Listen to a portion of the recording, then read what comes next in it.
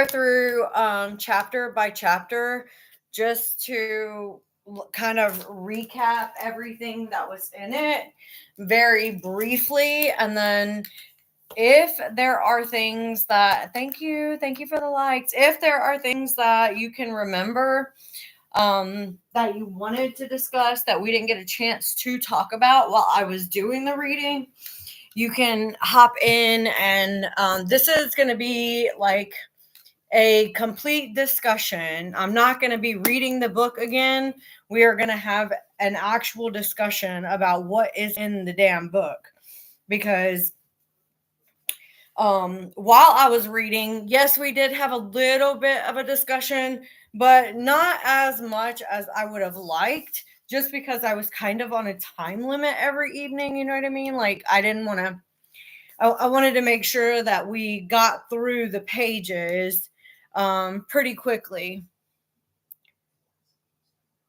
Okay, I was going to go through chapter by chapter, but we can definitely go to chapter 16, which is county jail.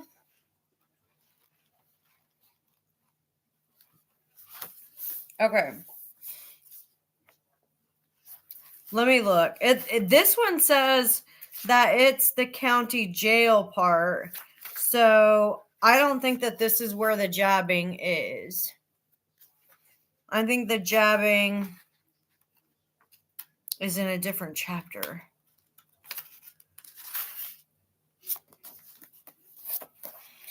Let's start at the beginning.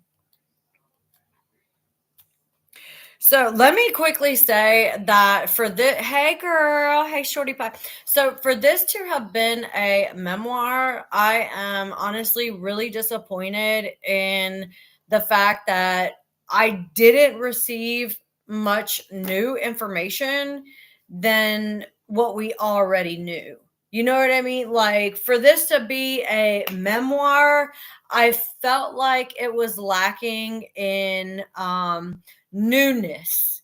It felt like all of the shit that we're hearing in this book is shit that we had already heard before, whether it was things that we heard whenever the case was really big. Hey potato. Whenever the case was really big, or news headlines from when she was in prison, news headlines from when she got out of prison, etc., etc. There was no newness. Yes, there was some information about Deedee and her father, but I really feel like that information could have been left out because it does not really pertain to Gypsy. I don't think we needed a memoir of how Gypsy came into the world. Like, again, we've heard that information before. Yes, I am talking about the book. Yes, details that prove the abuse. That would have been nice to hear. And then she goes on to further say that this is a book for victims, for survivors, blah, blah, blah, blah, blah. But I didn't hear anything in this book that was empowering. That was weird to say like that. Empowering or like motivating. I didn't hear any self-growth or self-development. I didn't hear anything that would have sparked like, yeah, you got through it, I'm going to get through it too kind of situation. Nor did I actually hear about any actual ABUSE. It all sounded like fiction, like fictitious stories that she was trying to make sound credible, but it's not credible because there's no details that would have taken me and put me into her position so that I could like envision myself in her shoes. I didn't get that. I did not get that from this book. It was very lackluster. It didn't feel like a memoir to me. It felt more like a pornographic comedy, if that's the right way to say it. It it felt like yeah, it felt like a pornographic comedy in certain parts, and then mixed in with a little bit of gross stuff.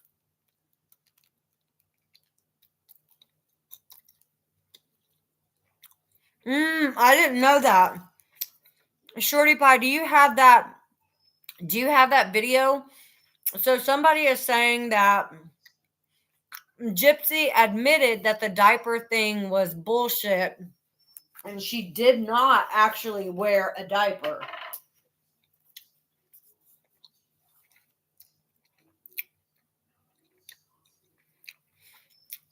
Not only would I be embarrassed, I would be,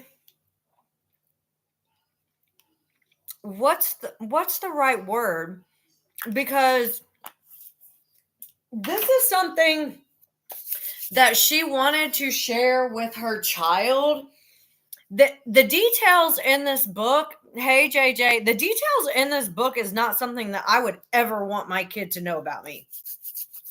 I would never want my kid to know about how I was soaked in a bloody diaper the very first time I lost my virginity. Even though we know it's a lie, I would not want my kid to know that. I would not want my child to know how I lost my virginity, period. That's not their business. It's just not.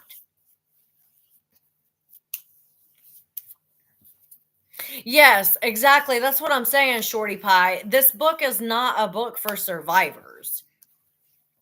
There's in no way did I feel compelled or helped in any way. Hey, X amount. Hey, quick wit. Right. Like, I would be so ashamed of the information that is in this book. Hey, Stephanie. The book does show how twisted her mind actually is. It does give you a little bit of insight. Hey, Janice, a little bit of insight into the mind of a psychopath, a sociopath. There is a girl on this app on TikTok. Um, she is a certified psychopath. And there's another girl that is a sociopath, and they kind of tell you the difference between the two. And then they also tell you like situations that they're in and the things that they've done from the mind of a sociopath or a psychopath or whatever. It's kind of interesting. If you've never like watched any of that content, I would definitely search both of them up because it does give you a lot of insight into the mind. What was the question? What was the question? Sincere Aesthetics by Steph. Oh, the thing about the diaper. You watched them too, Ashes? Yeah. Okay. Was that like on a live or something where she was denying it? Is there a clip of it?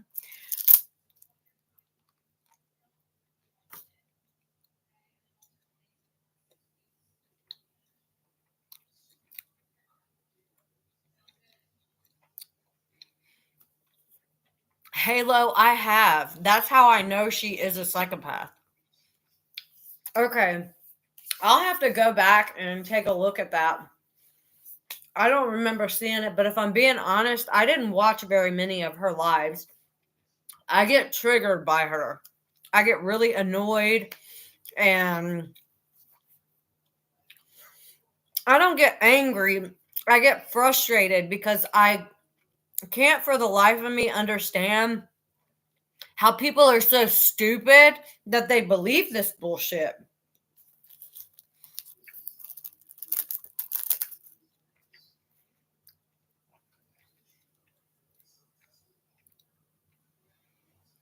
Oh my God, what did you tell him, Sincere? Why would anybody want this? Why would any teenager want this book?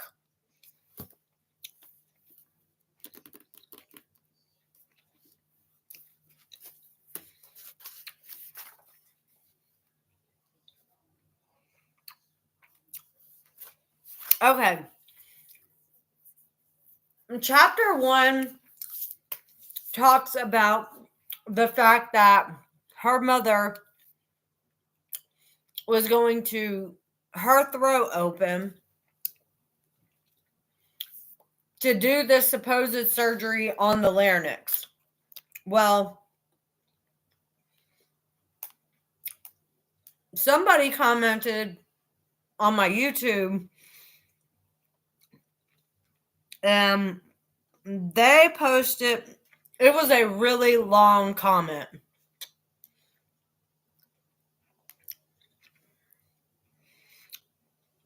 I'm going to try to find it. It was really long. But she went into the whole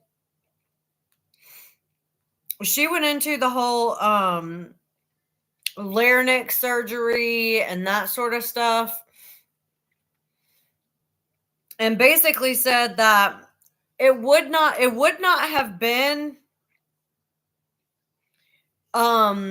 like actually cutting anything. It would have been like a laparoscopy situation where there would not have been any scars or cutting or anything like that. And so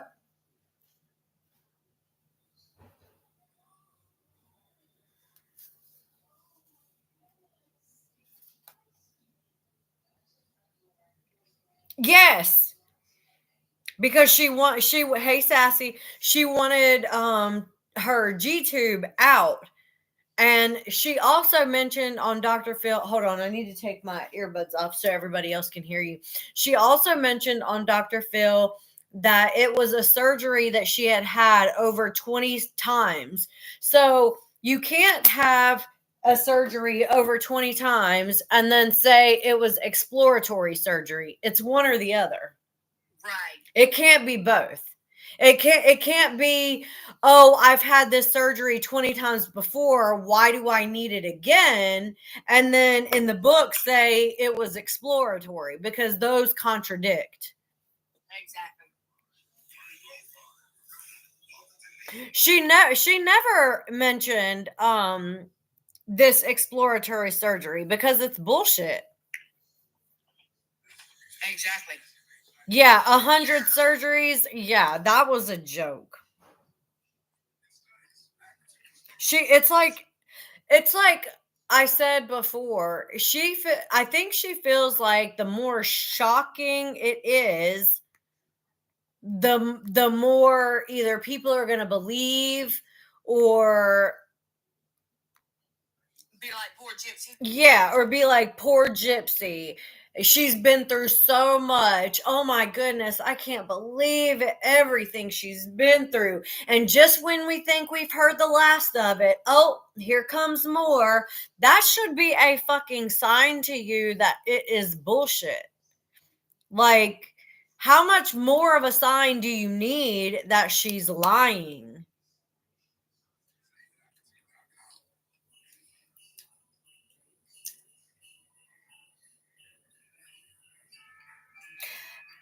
Okay, somebody wrote, the LPV wrote, my take on this is that she can't write. So whomever is guiding her, Melissa Moore or whoever, got a ghostwriter to punch up a bunch of made up bullshit and got GRB to sign off on it. Absolutely. I don't think that they really thought about how much of what is in this book was going to contradict things that she had already said. I say it all the time. Gypsy is going to be Gypsy's own downfall because she can't shut the fuck up. Like, she literally cannot shut up. She wants people to feel sorry for her. She wants this sympathy and attention, and she wants it so desperately that she will just open her mouth and say whatever. And a lot of times when she's saying whatever, it's contradicting shit that she said before.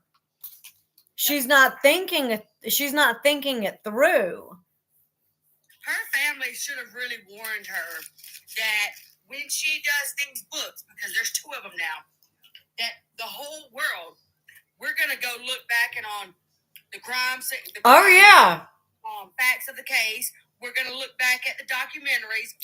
We're going to look back on the interviews, all the interviews she's done, and we're going to piece together what's been said and when and where. Right. And the fact that none of the stories are lining up. They should have thought about that and told her that.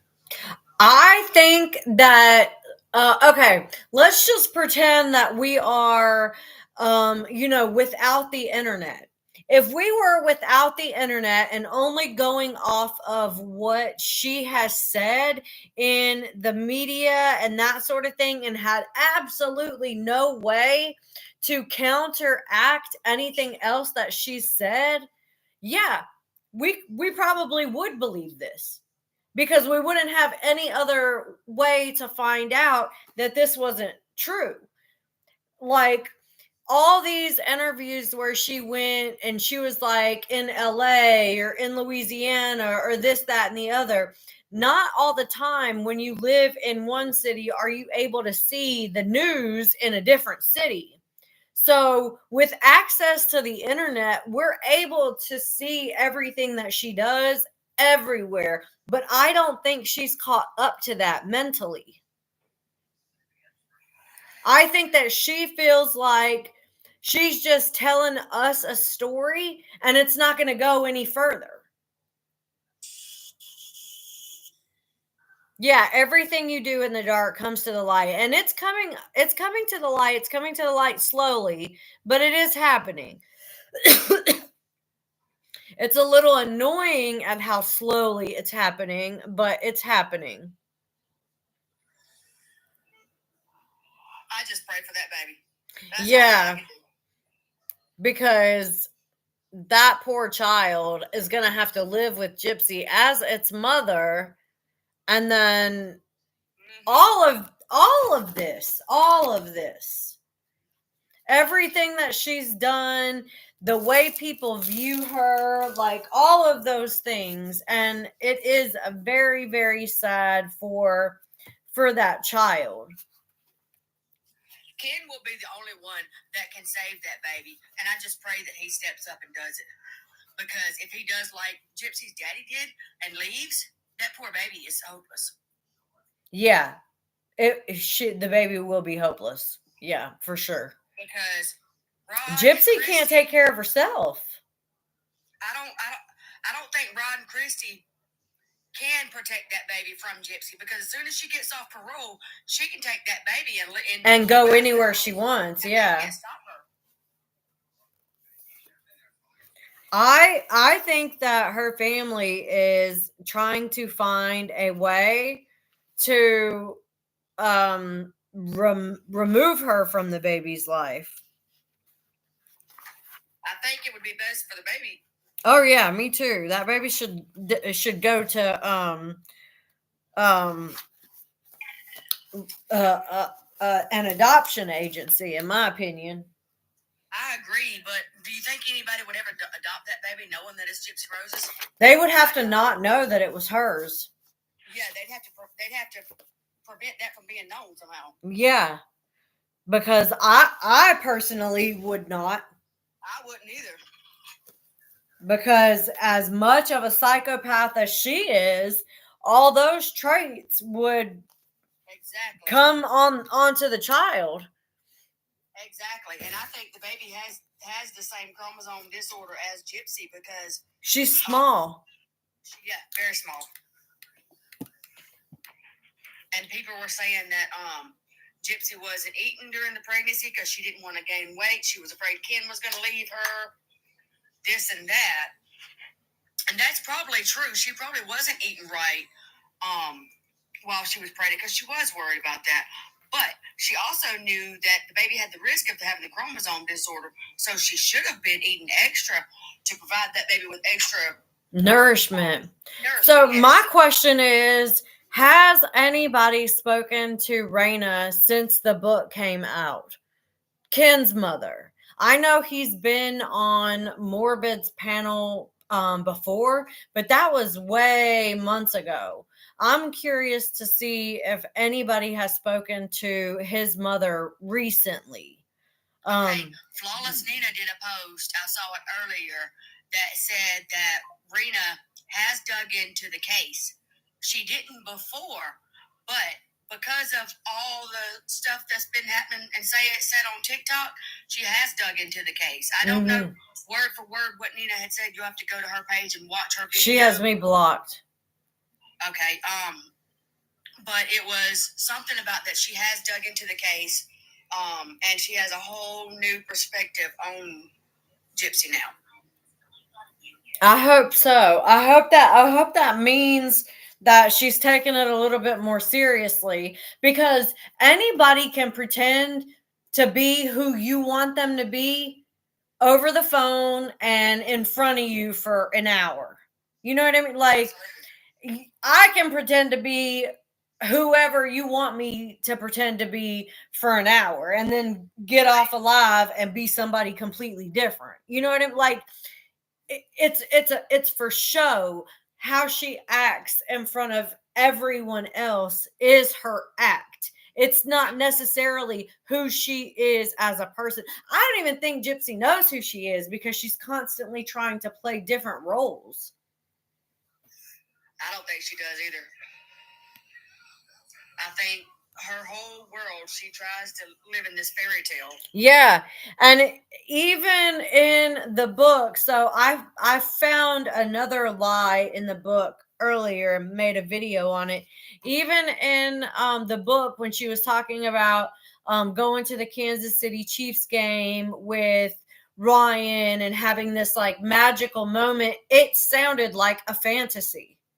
It did not sound like real life. It sounded like she was concocting another fantasy. Everything is fantasy. Nothing is actual real life. And somebody else made a mention and told me that in the beginning, when she's talking about her voice being taken away, that she's using that metaphor as the same way like Little Mermaid's voice being taken away. And why would it all of a sudden matter about her voice being squeaky when Ryan says that she uses that voice to get what it is that she wants? So why would her mother all of a sudden now see it as a problem when it was the main source of their scam? Right. You know what I mean? Like, it was the main source of their scam. So why would she want to take that away from her? Because then they wouldn't have the scam anymore. In my personal opinion, I think that Gypsy was the driving force behind 99% of the con. I think that Gypsy enjoyed getting all of the free things, and I think she enjoyed all of the attention, and I think that it started out as, let's get a free plane ride to, Missouri, get us out of Louisiana, and then they worked together to get that house. And then after that house, it became more of, I want to see how much free shit I can get. Because there's posts from Gypsy and Deedee's Facebook where Gypsy and Deedee supposedly are asking for donations for travel expenses, for surgeries and different things like that. And I think a lot of those were Gypsy. I think that Gypsy stole her mother's identity and was pretending to be Deedee while posting, pretending to be Deedee, asking for donations. I like this comment right here. Somebody just said, I think she was a demon child and her mom did whatever she wanted. I agree with that. Yeah, she absolutely did. I have called Gypsy Satan's spawn since I've heard about this story. And I've called her that even before I knew the actual facts. But when the act came out, I watched the act, okay? And in that act, they showed little portions of the interrogations. And she never mentioned anything about abuse or anything about her mom was this or her mom was that. And that made me say, I'll bet you this is a whole made-up freaking story. Yep. One-sided, and nobody dug into this.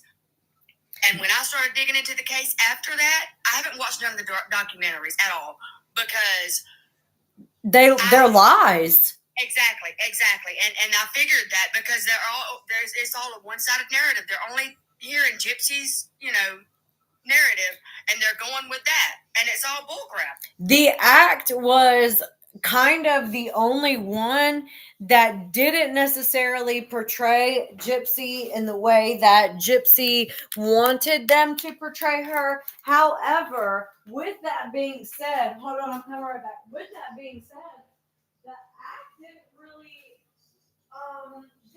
show Gypsy for who she is either, because they were making it seem like Gypsy's mom was abusive and had the Munchausen by proxy, when we all know that you cannot diagnose a corpse. So saying that her mom had Munchausen by proxy and then running with it, mainstream media with it, like, that's a pretty bold claim. That's a pretty bold statement to throw out there in the mainstream media without actually having that diagnosis. Right. And I don't know if you've seen or heard anything about this Alley girl that can give you the perspective from a mom's point of view of dealing with children that have that same chromosome disorder. But if you haven't, you need to look out for her. Oh, and you're listen driving. to what she says. Because when I heard her speaking, I thought, oh, yes, there she is. I thought Deedee was a loving mother trying her best to figure out what was going on with her child. Yeah, that's how I felt, too. That's how I've always felt. And this Allie girl that's on here now, she just commented, oh, me? LML. Yes, you, Allie. That girl, she can explain it so well. Like, people will know. I hope this girl writes a book or puts out her story, because she can make everybody understand that Deedee was a mother trying her best to figure out what was going on with her child. Back then, when Gypsy was a baby, they didn't know about this chromosome disorder. So she had to just keep going to the doctor with the symptoms that Gypsy was having. Well, and I think that's originally why she ended up taking her to so many doctors, because she was just trying to figure out what was wrong, what was going on. Because even when I was sick, like, I would go to numerous different doctors too to try to figure out what was going on, and we finally figured it out. Well, you're supposed to get a second opinion, right? Like, you should be getting a second opinion. So it's not out of the norm to go to one doctor, get one opinion from them, and then seek out a couple of other doctors to just make sure that they're accurate in their findings. Like, that's not weird. But even in her medical records, it didn't show that she was jumping from doctor to doctor to doctor to doctor. She was seeing the doctors that her primary care physician was referring her to. Because trying to figure out what was going on. Because you have, like, say, especially with Medicaid, with state-funded insurance, you have to see your primary care doctor for everything. And then your primary care doctor has to refer you to the orthopedist, the podiatrist, the pulmonologist, the ENT. They're the ones. Yeah, they're the ones that refer you, and without the primary care physician's referral, you cannot go to any of those other doctors. Like, Medicaid's not going to cover it unless you get it approved through the PCP. Right, and that's how it is with HMO too, because you have to get referrals to go see these specialist doctors, and they will not see you unless you have those referrals. Exactly, and I believe that's why she can't do any malpractice suits, because none of it was malpractice. They were honestly trying to figure out what was going on with her. But honestly, though, I think the medical doctors need to file a lawsuit against her, because she's speaking poorly and defaming them. And why haven't they spoken out? And why haven't they made a scene about her being untruthful? You know, that's a good question, and I would love to talk to some of them doctors and figure out why. Because if it was me and that was my reputation and my business she was trying to ruin with them lies, oh, honey. I'd be definitely saying something.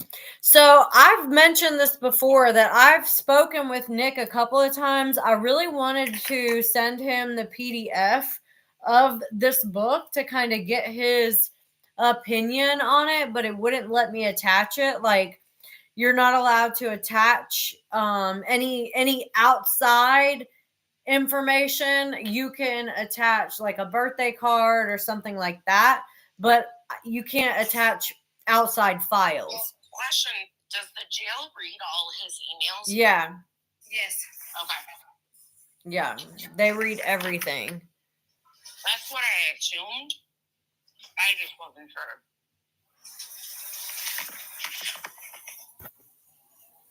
And that's another thing. In the book, she says that her and Nick were passing notes to and from. Yeah. And I thought that was strange, because I heard that whenever you are co-defendants, you're not allowed to have contact with that person. You're not. Well, didn't she end up in an all-women's? Yeah. Too. So how is she passing notes back and forth when they're in two separate sections? I would have no knowledge. County jail, I believe, is what she was speaking about in the book.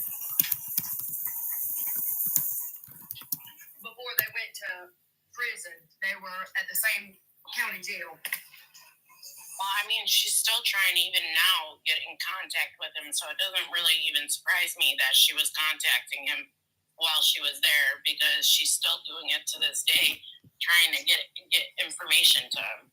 Yep, I've heard that too. Back to Bushwick, are you talking about the judge in the video trials on YouTube?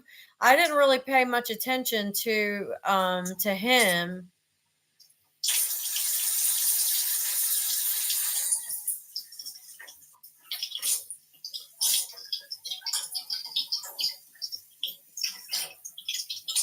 Okay, I'll try that.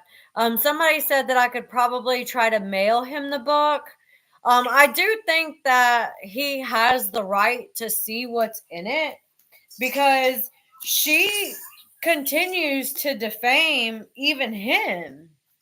But I wonder, like, even if sending him the book, it's still not going to get him to talk. I wonder. Because I honestly think Gypsy has her nails so dug deep into him that it won't matter. I don't know. I think if he ever reads that book and finds out that she's accusing him of raping her in that book, I think that his mindset might change, and he actually might try to sue her for defamation. I also agree. Just me. I think that if he saw what was in the book, because the last time he made any public commentary about her, he said, "I will always love her, but I need to look out for me." Like, I heard him say, "I need to look out for me now." And the other question, though, is, are they going to allow him to read it? Because it might be a trigger to him. Because what happens if he reads this book and then it sets him off and he does something else, because he finds out that this whole time she never cared? Well, he already kind of knows that, though. Yeah, he already knows that. I don't think that they could stop him from reading a book. It's a book. But I It's wonder if that's their thought process. Like if they do go through the mail, that they could possibly, deny sending him that book. okay. Somebody says that MPG read some of the excerpts to him, and that he was not happy. Yes, he can definitely understand what is in the book. Like he is able to understand and comprehend. I thought about just like typing some of it up, but it's a lot to type up.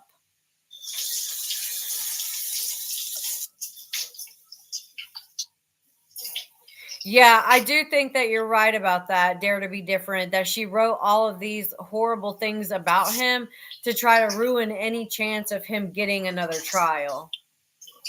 But then somebody else mentioned that he had they had emails that Nick had written to another girlfriend where he was talking about that he would KILL her if she didn't like message him back or whatever. Well, that's why I think like he would definitely reoffend if he got out. Well, I don't think that he should be out. Like, my personal opinion, he was able to be manipulated by somebody into unaliving somebody. That tells me that you're seriously messed up in the head. Right? Like, no normal person. Yeah, like no normal person like you or I is going to allow somebody to manipulate us into unaliving somebody. Like, no. And if you're that weak-minded, you need to be in prison or somewhere getting help because that's weak-minded.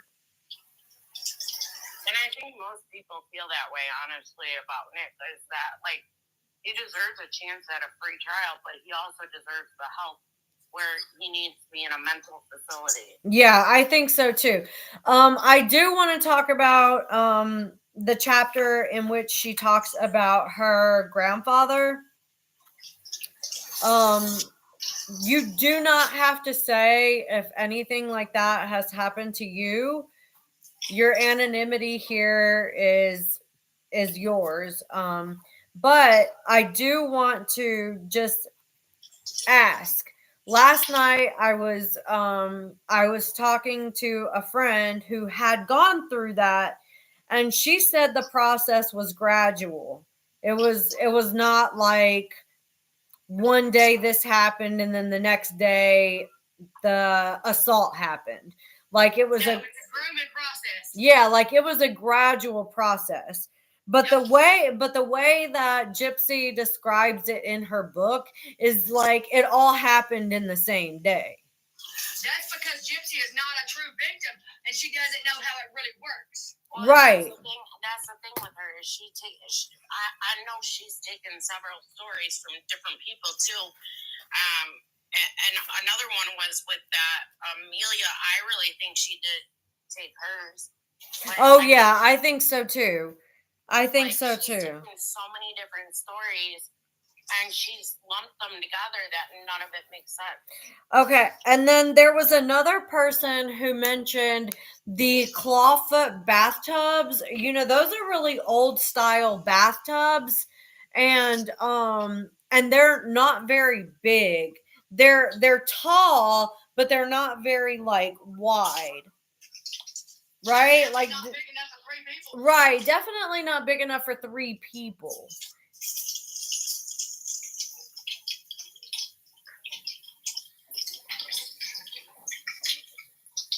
Oh, thank you so much, Guess Who? So, I'm trying to find the portion where she says what happened so I can read it. Okay. I'm just going to read it again. While she recuperated for several months, my mother and I slept on a pull-out couch in the living room. I remember Claude moseying over like an old grizzly bear to where I was lying. His hand moved toward my pull-up diaper like it was a pot of honey. My mom's arm swiftly intervened. So here she's saying that her mother saw him trying and she would knock his hand out of the way. But just in the previous chapter, or later on in the chapter, she's saying that she hardly noticed that Claude's finger tracing circles, shapes on her shoulder, blah, blah, blah, blah, blah. And then, okay, this is a very short, it feels too short. She says, the grazing of his hand along my clothes was deceptively innocent at first. And I want to say and speak this, that I don't think that it's necessarily inappropriate to touch your kid like this. Like, I don't think that that's inappropriate. I don't think that it's inappropriate on the back. Because my kids have me like tickle their arms and their back and their belly all the time. Like they love the feeling of, the fingers rubbing up against the skin. Like that to them feels good and tickles. Now I could see if that was in an area that it shouldn't be, like in between the legs, or getting a little too. Is this about Claude? Yes. Okay, so last night I talked to the Bayou girl who's like by marriage. Mm-hmm. None of it happened because I asked that question last night with Claude. Who is the Bayou girl? I can't remember her full name. Wouldn't be Bayou Bell, was it? But I was on with Pug Lady. Pug Lady was with me during the conversation, and I had talked to her because I had asked her. I said not to offend anybody, because obviously, like, I have a feeling that this information about Claude is false. I feel like it didn't happen, but did it happen? And she told me no. He never touched her. Yeah, I don't think that it happened either. Like I said, it seems a little too fast, the way that she describes everything. So she describes it as the grazing of his hand along my clothes was deceptively innocent at first. We'd call out the game show contestants. So the way I'm picturing this is they're sitting on the couch, they're watching Wheel of Fortune, whatever, and he's gently grazing her arm, whatever, or her shoulder. And then she says that I'd hardly notice his finger tracing circles on her shoulder, blah, blah. The touch would linger in ways that made me feel uncomfortable, though I didn't fully understand why. I don't know that I would necessarily understand why this would make her uncomfortable. But she's saying that she wasn't even close to puberty at that point in time.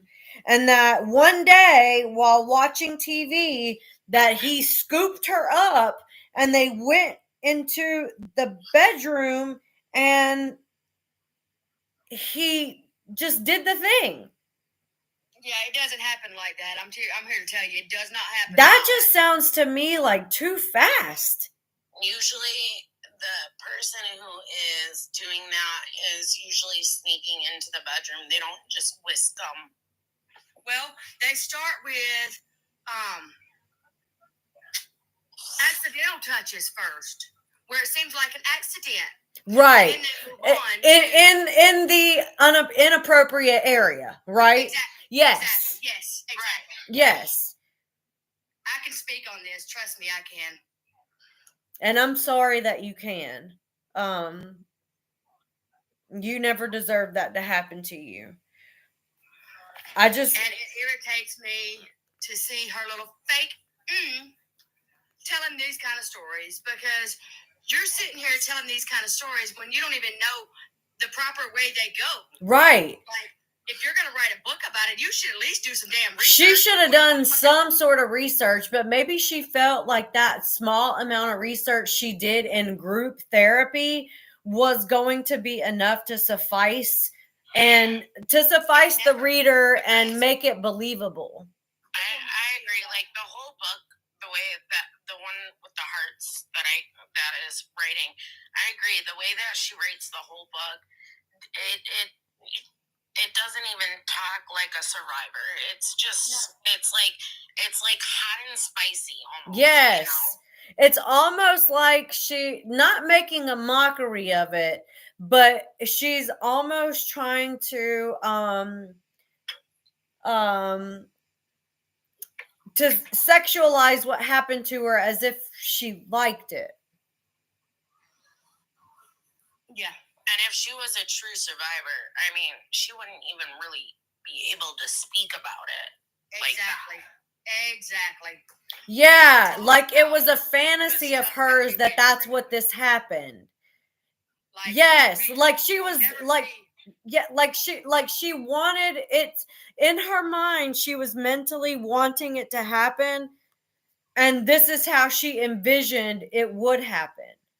Well, and that's a part of me like that thinks with her chromosome disorder, because she was so hypersexualized with the chromosome disorder. I wonder if maybe she, in a way, wanted it to happen. Right. How she thought it would happen because she was so sexual. Yes. And okay, so when Claude was in the whichever documentary it was, what he was saying was that when Gypsy was little, she would run up to him and hold on, let me push the camera back just a little bit more so you can see.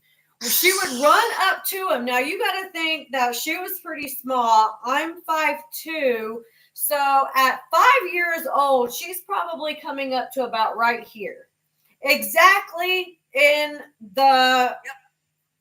Yeah, you know what I'm saying? Yeah. So if she's running up to him like a little kid, he doesn't know that she's gonna touch him in this place. And she could have run up to him and did something inappropriate, and he was like, no, don't do that. Like I can see that happening because of her sick, dirty mind. I can. I just I have a really hard time. I have a really hard time believing anything that comes out of her mouth. And I never want to negate a survivor, but this to me does not sound like a survivor of SA. Well, and here's the thing, as I was stating, I swear if Federal put all the books and read all the books side to side and all the interviews side to side, they could rebuild a case against her to get her back into prison. I hope they do. Because I think they need to.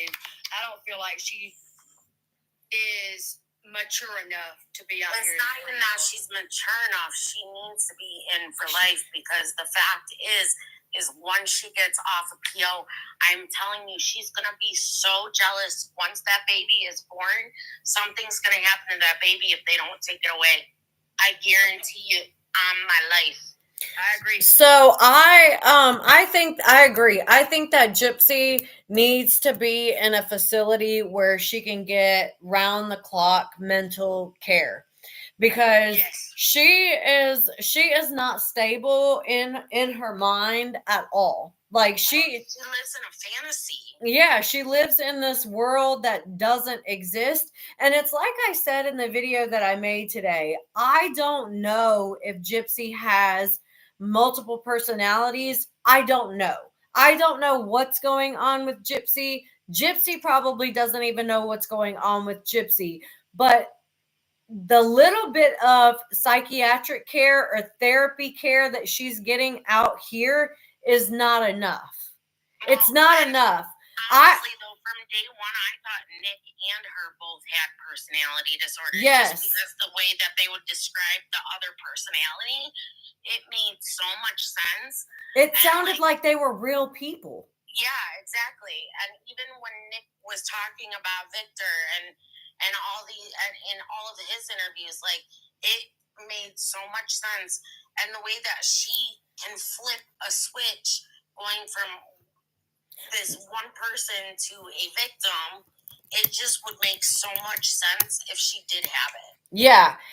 Somebody said that it would look different, like it would look different on the outside if she did in fact have DID, but I wouldn't even know what to look for. Like, I don't know how that is, but why else is it that she is unable to recall details that she just told us last week? I wonder. How is it possible? She blacks out. Right.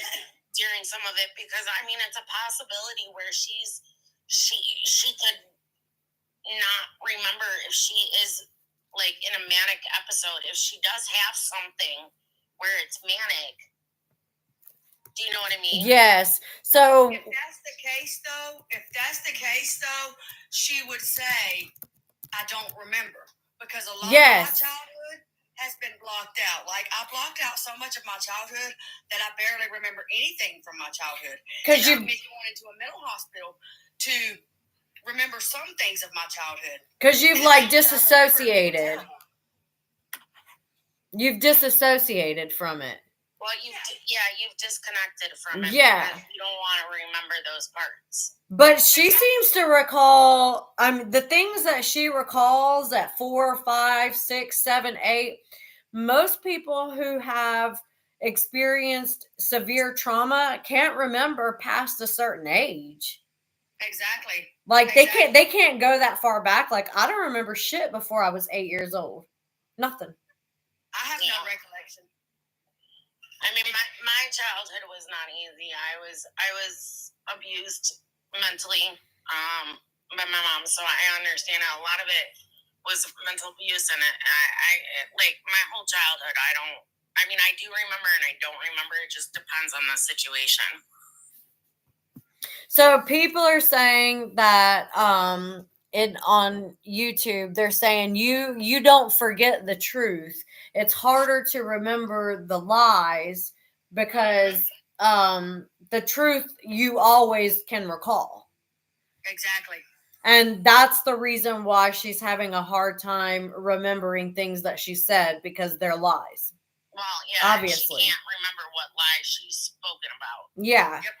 And that's the really sad part about it, but it's not. In a way, her lies are catching up to her, because she's being called out on a grander scale. While Kaylin on that last podcast did not call her out a lot, she did call her out some. Like Gypsy saying that she was in the wheelchair her entire life.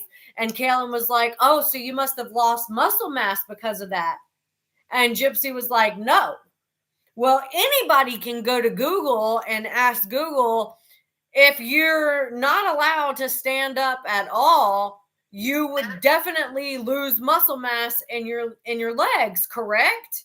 And yes, you do. And we get the answer. So it's like her lies are starting to get called out on a grander scale. It's just not happening as quick as we'd like for it to happen. There was a woman who posted the other day.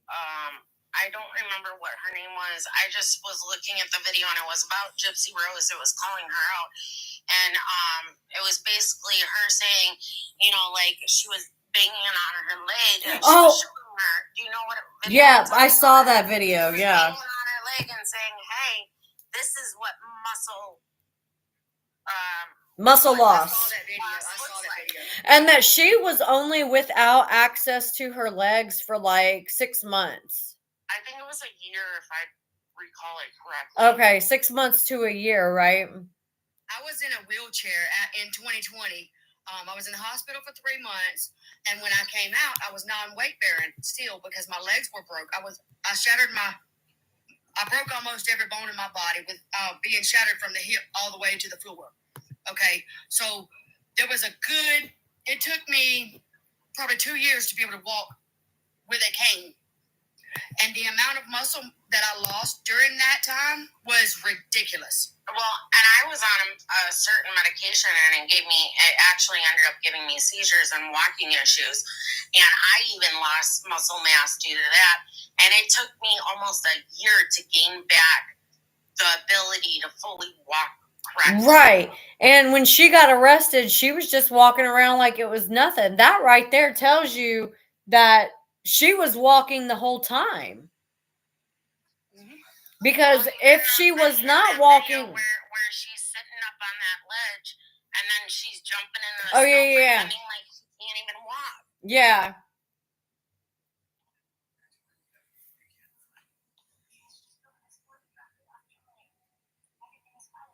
Yeah, Amelia, that's what we're talking about the her having to be in the wheelchair 24/7. And then her saying that she shot her mom with the BB and she stayed in the wheelchair the entire time. Yeah, that doesn't make sense because if you look at her house and you look how the house was, the house in general was not wheelchair accessible. Hold on, I need to lock my door because my daughter left a minute ago.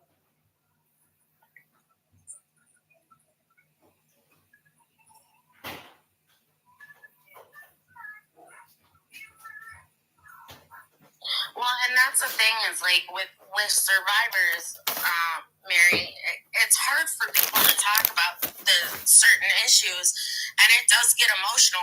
She shows no emotion. She when shows she is none. talking about those issues. It's very robotic and like she's telling like she's reciting a line. Yes. It's Her whole book is sexualized. it really is. The entire book is sexualized.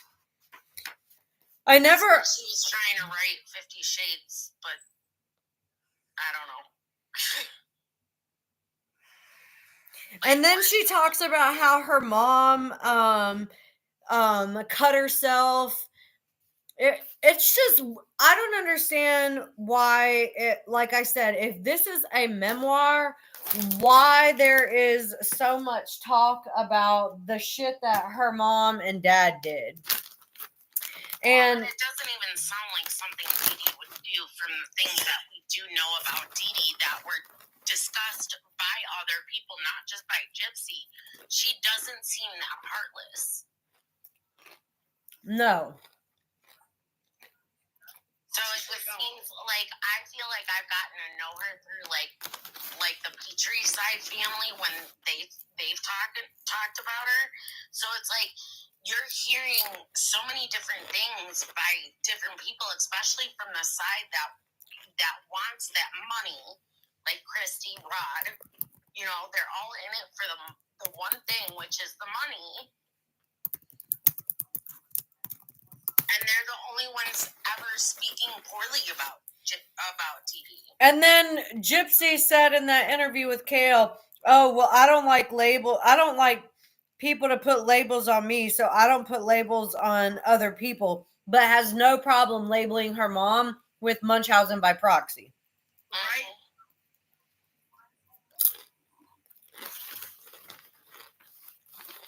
I don't know. I kind of laughed at the whole when she did the interview with Kaylee because I mean when they were saying we listen and we don't judge. It's like but you're not telling the truth. She didn't say anything new in that segment either. It was all bullshit stories. Like she should have said, "I manipulated a man with autism." Right? I tried to shoot my mom with a BB. Honestly, I would respect her more if she came out and said that. Me too. Me too. I would respect her more if she accountability for something. Even if it's a small something, she hasn't taken accountability for anything. For anything. And when you were reading I was listening to this because I was driving home from the Christmas concert with my kids that I did that day at work, and I was listening to you read I think it was the prologue. The prologue made me laugh because even in her prologue, this is me taking accountability. What have you taken accountability for? She hasn't taken accountability for anything. I was literally driving home, and I couldn't help but just burst out laughing when you were reading. Oh, we've got to talk about her her drug addiction and her rock bottom. Oh yeah, she don't know what rock bottom is until she really sorry. I don't think she knows about drug addiction either. I don't think she does either. I don't think she was on anything. They did blood work when she was brought in, and her toxicology came back clean too. Yep. So if she was on any drugs, anything, she didn't even have seizure medication in her. She had no medications at all. Well, she was saying that she was on, I think it was like narco or something like that. That would have shown up in her system. Yep. If she were on drugs, like for real, it would have been in her system. Because she swore she took the medication with her. And I'm sorry, she would be throwing up nonstop if she was going through withdrawals. In my opinion, I think Gypsy was stealing her mom's medication and she was selling it. Yeah. I don't think she was using the medication. I think she was selling it to make money. Because she's greedy. I agree. I can totally see that. She's so greedy. She's so money hungry. Everything she does is about the money. And in my opinion, I think that her and her mom were arguing about money, and Gypsy threw it in her mother's face that you're only getting this money because of me. This money is mine. Mm-hmm. That's how I'm seeing it happen. The way that Deedee got so sick at the end and stuff, I really wonder if she was giving her insulin, because I wonder if that's why she couldn't fight back. Because she wasn't strong enough? Yeah. If she was not on the insulin and her blood sugars were skyrocketed high, that would make her so weak. Because I can attest to this, because when I was first diagnosed with diabetes, my blood sugars were in the thousands. They said, "How are you still alive?" Oh my God. So, and my A1C was at a 14. And this wasn't anything that I was doing. It was all genetic. Even the doctor, when I had my gastric bypass, they said, "This is not your doing. You've tried to lose weight, but you have to have this surgery done." So, and when I was on, and I was tired, I was sleeping all the time. So it would make sense if that's why she couldn't fight back. I can see that too. I don't know much about diabetes, so I would with type 2 since I was 14 years old. So I wouldn't have really any knowledge about how weak or anything it makes you. Well, I mean, it makes you physically tired because your sugars are so out of whack that you can't, and it makes it so that you can't think straight too. Like confusion. Yeah. And why didn't she just overdose her mom on insulin? Why did she need to jab her 17 times? That's overkill. Honestly, if she did do that, I don't think anybody would question. Right. I don't think so either. I feel like that would have been a more natural way to go. It would have been less suspicious. But I watched I can't remember the name of the show, but in the show they were it's like The Worst Roommate or something like that. America's Worst Roommates or some shit like that.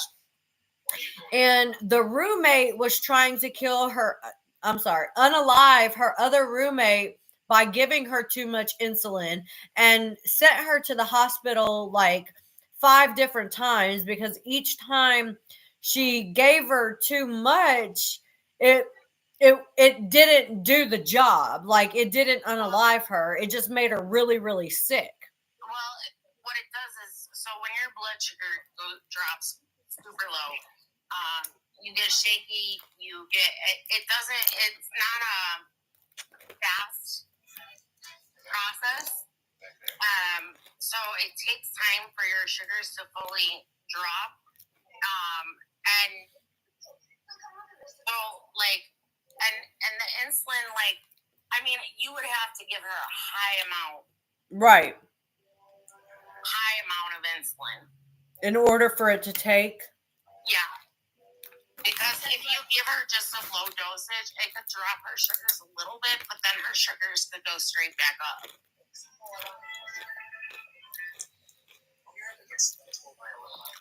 That's a good point. Amelia says in the book, she said that she lost her virginity to Nick while wearing a diaper in the movie theater, but then in her previous book, she said she didn't lose her virginity to Nick.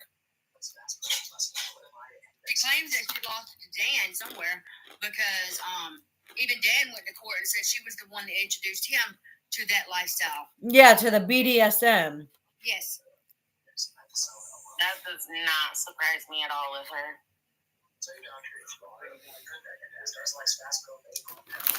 Honestly, I think she was a stalker with Dan. I think so too. And it's possible even with Nick. She was like obsessed.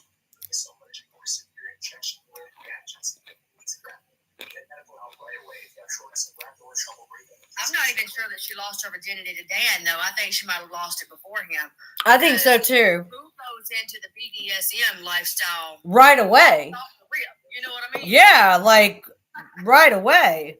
I didn't even know anything about it. Exactly. You don't You have to do loads of research and really get into it before if you find out about, like.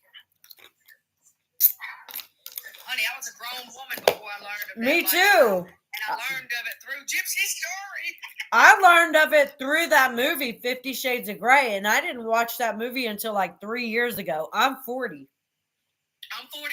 And So, like I said, I didn't learn about it until Gypsy's case. I have to agree with you. I think I learned about it with 50 Shades too. I had never known about it before then. I think I knew of it, but I didn't know the extent of it. And like when that movie came out and I watched it, that's when I learned a little bit more.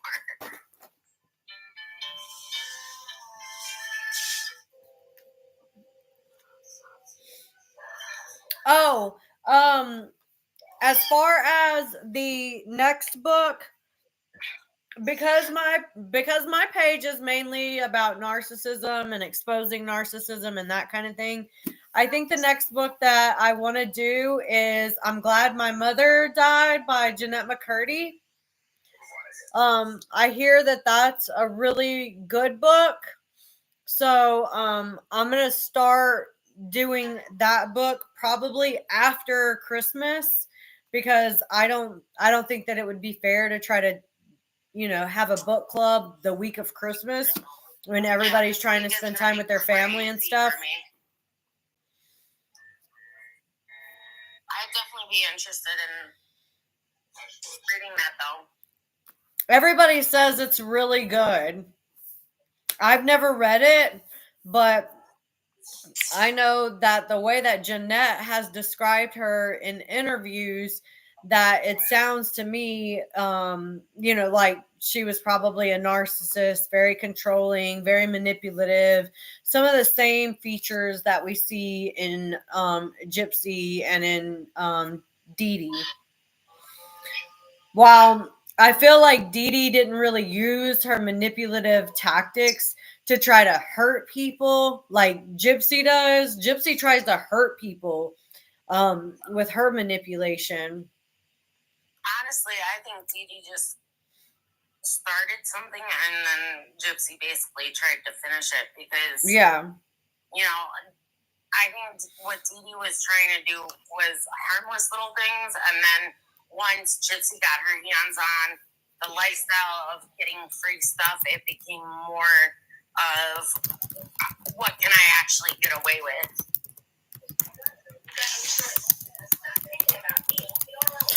I think it was Gypsy who wanted the money, and Deedee just wanted the trips. And yeah, she wanted her bills to get paid, but outside of that, I don't think that she was really in it to like make a profit like Gypsy.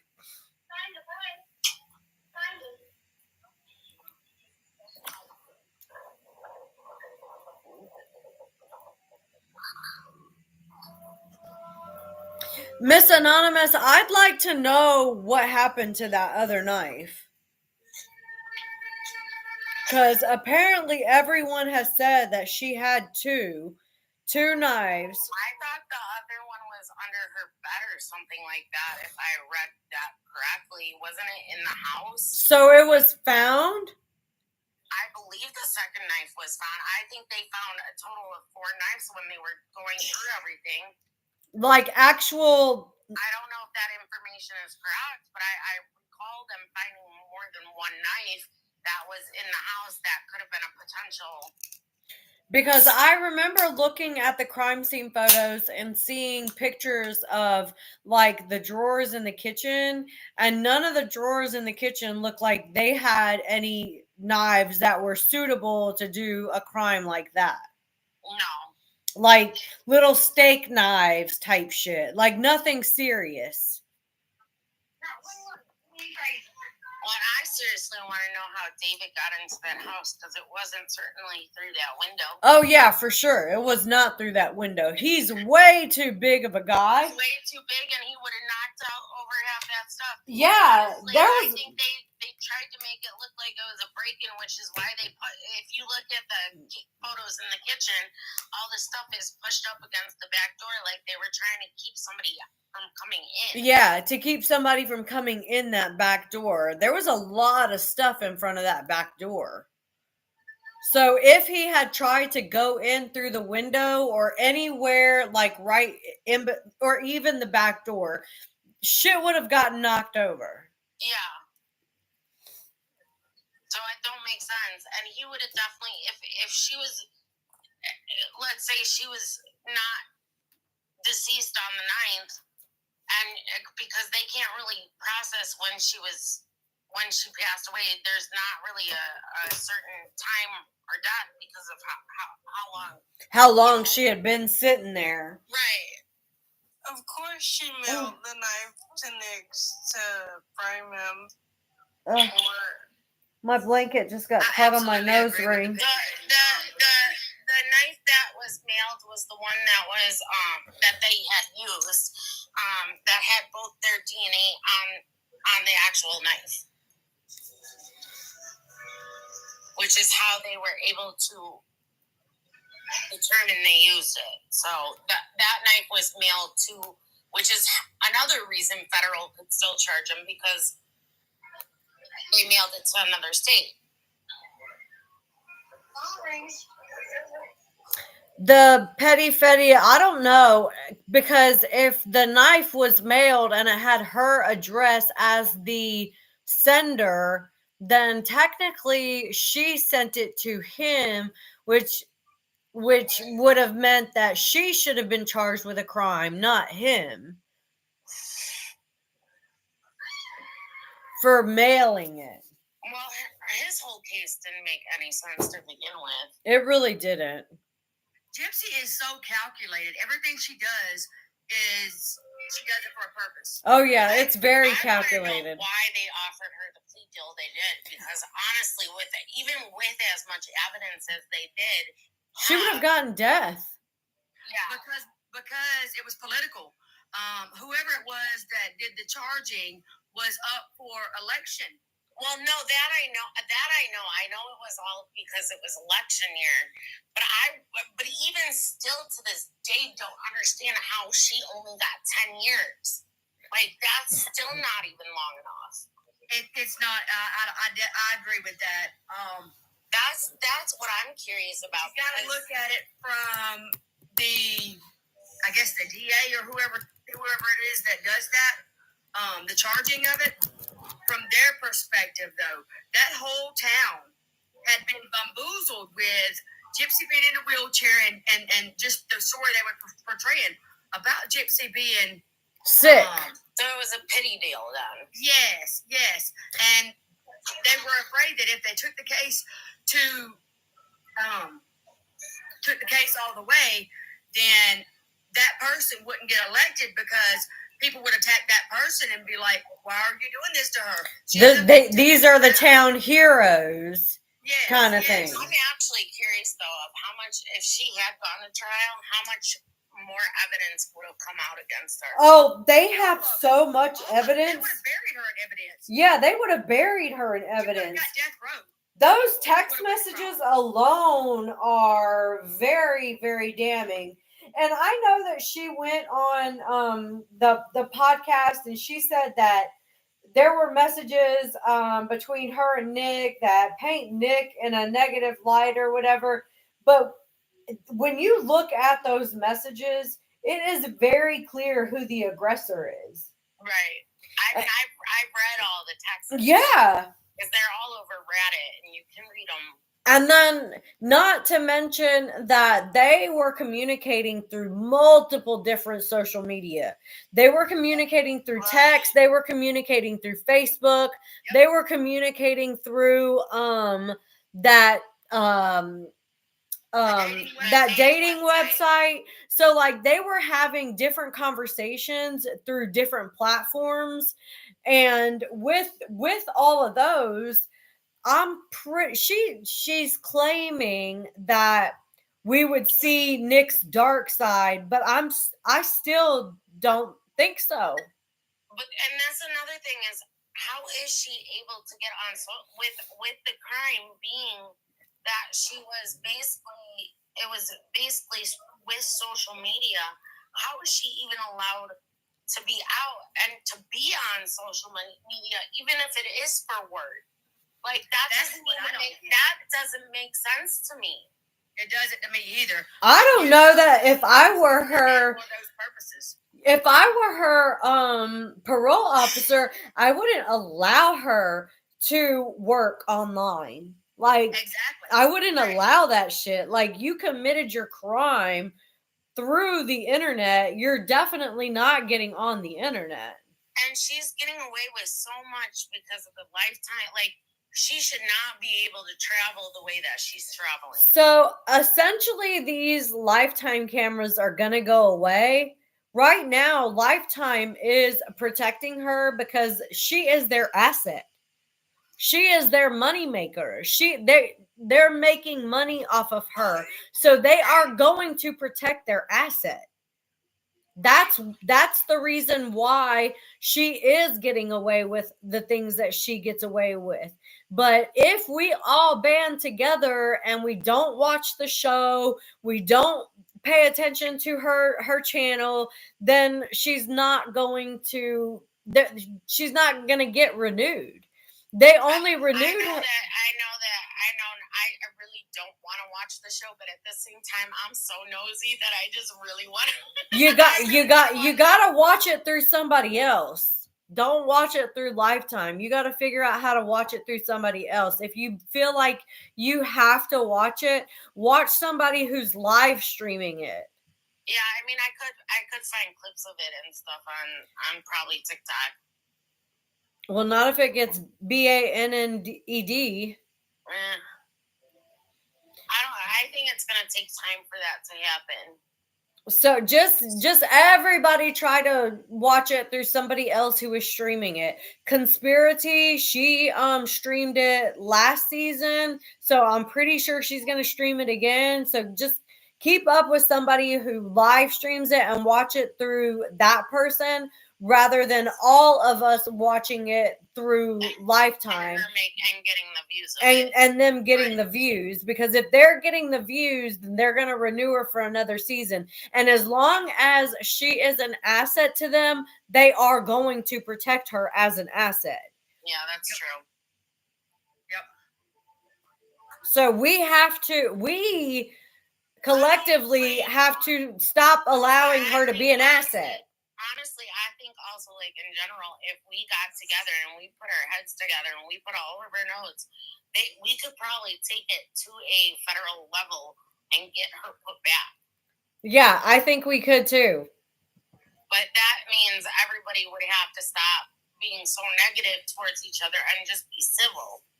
Exactly. We would all have to just band together and stick to the facts of Gypsy, her case, and how she is continuing the same behavior that she repetitively has done for years. Yes. And I mean, the whole pitting you guys, like creators against each other, is exactly what she wants, because she knows that there's so much evidence that's put out there right now that honestly it could bite her in the butt. Well, that, and if creators are arguing with one another, then they're not putting out content exposing her, which is the goal. So, of course, she wants creators to be at each other's throats. Yep. I mean, when she did this, she took away numerous lives. It wasn't just like, it wasn't just Deedee and Nick. It was everybody involved. Yeah. And Deedee's family, like her sisters, like it ruined multiple people's lives. I mean, just imagine everybody down there in the bayou. That's family, extended family. Yeah. Nick and his little brother, his mom, Yeah. his dad, their whole family. Their whole family's been affected by her. Passed away because of the fact that Nick went to prison. Yep. And the Petries, their lives are devastated by this. I couldn't imagine being a Petrie walking in the bayou. That would be terrifying. And everybody looking at you like your family member is an unaliver. Like, that's the thing with that. Look at all the stories she's told about poor Claude. I know. You know what I mean? Could you imagine going on your deathbed and the whole world thinking that of you? I couldn't imagine that. Like I said, I was on the live yesterday with the one that's not by blood, but is married into the family, or the husband is related to the family.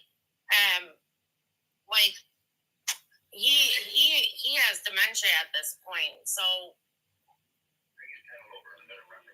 it's probably a good thing that he has dementia at this point, because he doesn't realize the lies that she's telling on him.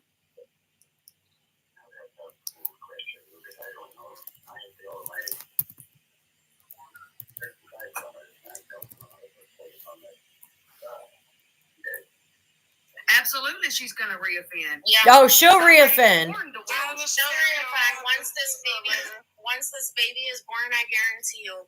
Yep. She's gonna do something, and I have a feeling it's gonna have to do with a lot of postpartum, because she's gonna have postpartum with that baby.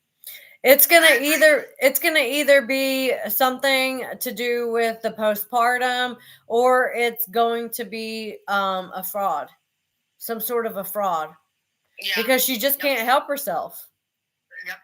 And she's warned us already, I'm not always going to be on probation. Yeah, so she's ready. She's like gearing up for when she gets off to start doing something. Yep. She's probably concocted. This girl is a planner.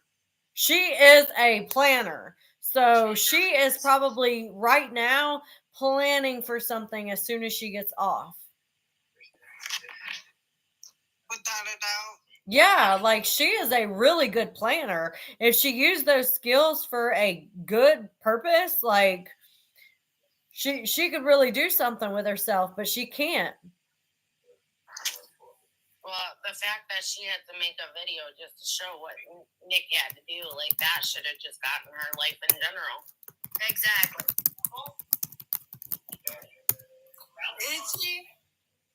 Is he really back with his mom now? That's what I've heard. Who, Ken? Yeah, I've heard that, but I don't know if it's true or not. I guarantee you they're not together. I think they're trying to fool people because they are waiting for Lifetime to hit. Yeah, me too. I guarantee you he probably left, but I in a way I'm kind of hoping he didn't, because honestly that baby has no chance if he does. Especially if her family doesn't stand up. Well, it's not even Christy and Rod. You do realize if the baby does go to Christy or Rod, it's still going to be messed up. Yeah. Yep. So this baby either needs to go to the grandma on Ken's side, or the baby needs to be put up for a private adoption, because nobody's going to adopt the baby knowing it's Gypsy's. Yeah. The only thing that we can do is just watch and see what happens. But watch through somebody else, not through Lifetime. Well,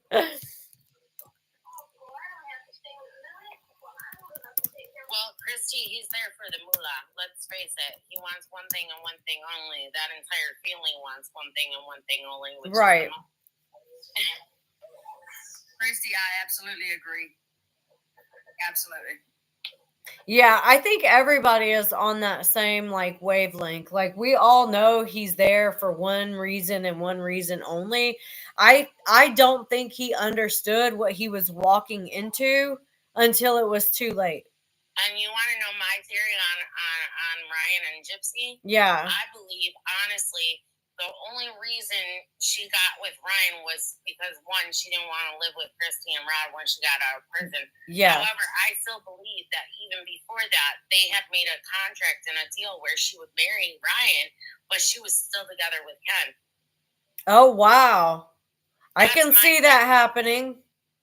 That's my theory on the whole Ryan, which is why, and I think there's a prenup clause, which is why that they're not getting any assets. Like the only thing they're fighting over is assets right now. I didn't even think about it in that way, but I can definitely see some sort of a joint, a joint situation where they both benefit yet not really be together. Exactly, because honestly, the way that Ryan's acting too, I mean, yeah, he seems hurt that she left, whatever, but I don't know. It's just something's just itching at me that it's something more. Prison Princess, I disagree with the Christy and Rod's came out good. Yes, they did. They absolutely did. Not saying anything about them, but the fact that Gypsy is the mother and Christy and Rod will still allow her to be involved in the baby's life, even if they have custody, I think that makes them to where I wouldn't want the baby with them. And as far as Gypsy being the mom, so many people would adopt her. That doesn't matter. I disagree with that also. Yeah, I disagree with that. There's no way in the world that I would adopt Gypsy's baby. Honestly, and with the chance of that baby getting, because the chances of the baby having the chromosome disorder is about 50-50, because with her being the genetic carrier and her being the mother, there's a higher risk that that baby will have that genetic chromosome. And if that genetic chromosome disorder is passed down, she could really get her Gypsy's tendencies. Oh, yeah. Yep. Especially because Gypsy had them and they were pretty severe. I mean, maybe not as severe as they could have been, but pretty severe. I feel like if her daughter was to get them, they would be even more severe than what she had, making it worse, Yep. Hey, you guys, I need to go take a shower and like just get the dirty dog water off. I'm off for the next 2 days, so I'm just relaxing this weekend and cooking. Yeah, I'm cooking too. I made chili for dinner and cornbread. That's gonna be dinner. A new recipe of a green bean casserole with chicken. So yum! Gonna be my weekend tomorrow. All right, but I can always jump back on either later after I get out or tomorrow night. Like I said, I do want to start the new book after Thanksgiving, probably after the New Year, just so everything can kind of calm down. But we can meet here every night at 7 p.m. just to catch up and chat. Yeah, that would work. Okay, cool. Y'all have a good night. Bye, have a good night.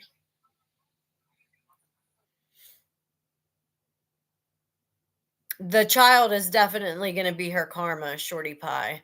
Like, absolutely, that child is going to be her karma. And if she ends up having the symptoms and it's worse than what she had, Every single thing that has happened is going to prove that Gypsy has been lying all along about the chromosome disorder and about how she was affected by that chromosome disorder.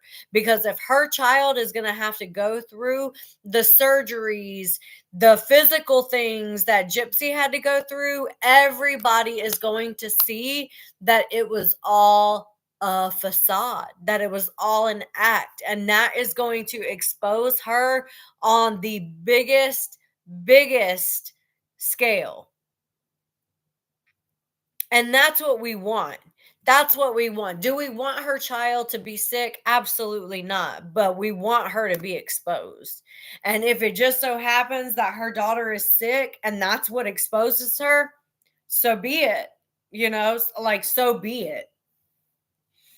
All right, I'm going to go because I need to take a shower. I'll see you guys tomorrow at 7 p.m.